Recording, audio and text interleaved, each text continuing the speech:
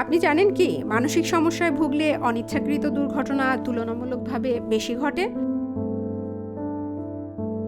গবেষণা বলছে মানসিক স্বাস্থ্য সমস্যা থাকলে পড়ে যাওয়া, সড়ক দুর্ঘটনা, এমনকি মাথায় আঘাত পাওয়ার ঝুঁকি বেড়ে যেতে পারে। নরওয়ে ও নিউজিল্যান্ডের প্রায় ৫০ লাখ মানুষের দীর্ঘমেয়াদী তথ্য বিশ্লেষণ করে দেখা গেছে, যারা মানসিক সমস্যায় ভুগছেন তাদের অনিচ্ছাকৃত দুর্ঘটনা বেশি ঘটে। বিশেষভাবে মাথায় আঘাতের ঝুঁকি বেশি দেখা গেছে। আরও গুরুত্বপূর্ণ বিষয় হলো, এই ঝুঁকি শুধু ব্যক্তির সামাজিক অবস্থান বা আগের কোনো আঘাতের জন্যই হচ্ছে এমন নয়। বিষয়টি আরও গভীর।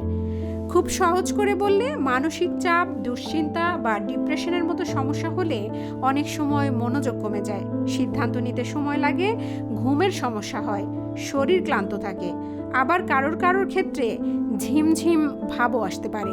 ফলে দৈনন্দিন কাজ, সিঁড়ি ভাঙা, রান্নাঘরে কাজ, ভেজা মেঝেতে হাঁটা কিংবা ড্রাইভিং, এসব জায়গায় ঝুঁকি বেড়ে যেতে পারে। এখন আপনি ভাবছেন, তবে করণীয় কি? বিশেষজ্ঞরা বলছেন, এখন সময় এসেছে মানসিক স্বাস্থ্যের সঙ্গে শারীরিক নিরাপত্তার বিষয়ে গুরুত্ব দেওয়ার।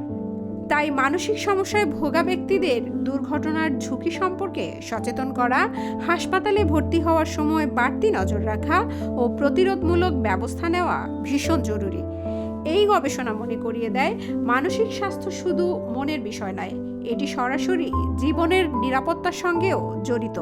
তাই মানসিক সমস্যায় ভোগা মানুষদের প্রতি আরও যত্নশীল ও মানবিক হওয়াই পারে তাদের জীবনকে নিরাপদ করতে।